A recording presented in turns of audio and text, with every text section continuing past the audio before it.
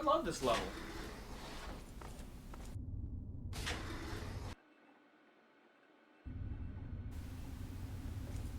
What the hell?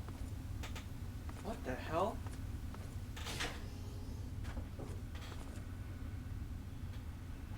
Fuck.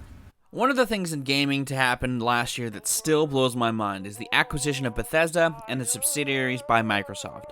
That means I've got two Space Marine boys under Stein Nadella's thumb. Give me back Mr. Doom Guy, Mr. Nadella! To many, though, this was also shocking given Bethesda also has control of arguably two of the most popular Western RPG franchises, The Elder Scrolls and Fallout. But I don't really like the Elder Scrolls series entries I've played, so we're gonna talk about Fallout today. While I didn't originally intend to do this episode because of this event, it eventually became a reaction to it. Fallout as a franchise, like the Elder Scrolls, does a great job at world building through its characters, bits of scripture, and most importantly for this show, its set pieces. While I had a plethora of parts within the Fallout series to look at, I'm going to be looking at my entry point into the series, Fallout 3.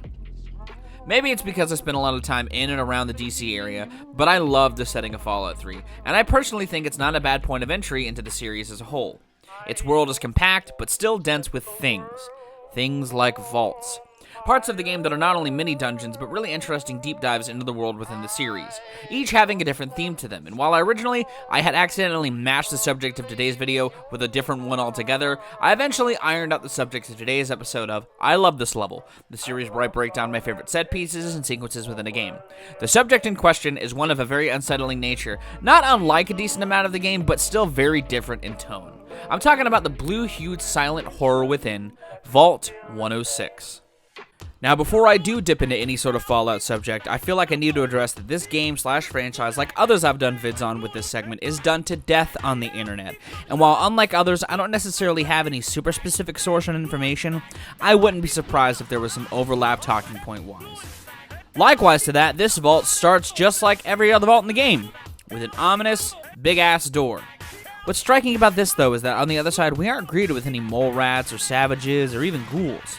No. We're greeted with silence. Nothing. Even walking into the next few rooms, we've got no welcoming party.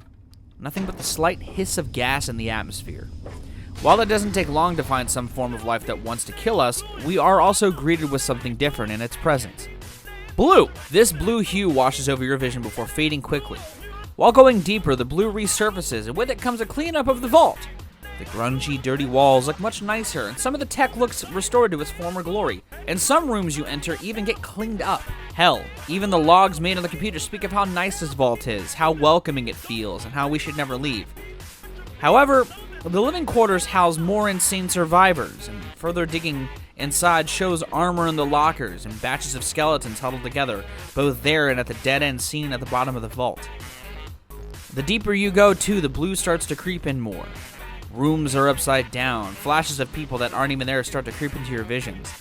Within the Overseer's office, you even see your old Overseer, and while at the deepest point, you're greeted with some old friends, chomping at the bit to take you out.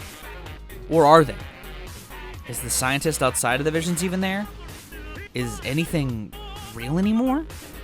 The blue visions are easily the best and most memorable aspect of this vault, and given an incredibly distinct style different than any other vault in the game. The story behind it that you come to find behind a different secluded room is also just as creepy.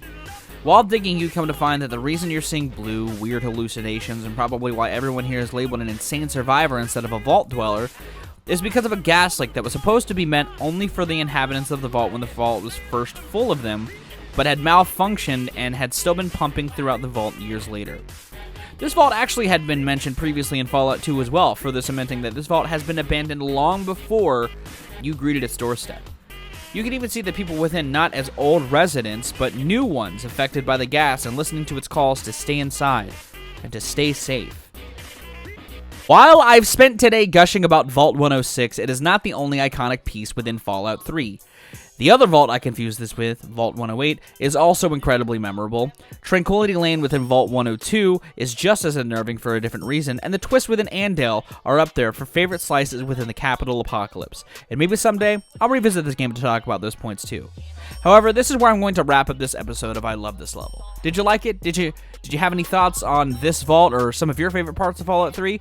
Let me know those in the comments down below. And if you did like it, be sure to give it a like. If you want to see more of my music, gaming, and general nerdy content, be sure to subscribe. Special thanks to my patrons. If you want to join their ranks to get early access to content, exclusive content, or to help drive the community, it's linked in the description. On screen now are various playlists for you to check out. One for this series if you're just now watching it for the first time, something else YouTube thinks you'll like if you like this particular video, something I think you'll like if you like this particular video, and the subscribe button. Click one of those to continue your adventure. I'm going to get out of here though. I have been Viral Rack. You guys have good days, lives, and situations, and I'll see you another day.